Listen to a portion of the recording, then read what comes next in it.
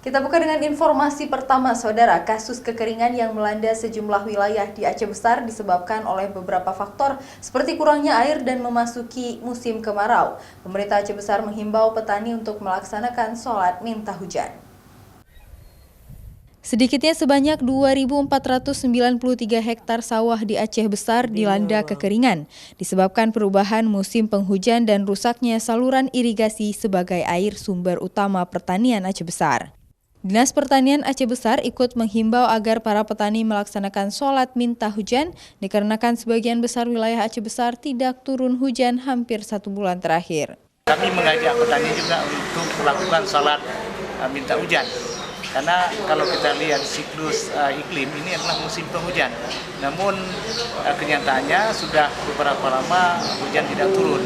Selain membantu pompa air bagi warga yang sawahnya dekat dengan sungai, Dinas Pertanian Kabupaten Aceh Besar juga saat ini sedang mendata petani yang gagal panen untuk diberikan bantuan bibit baru nantinya. Syahril, Kompas TV, Aceh Besar.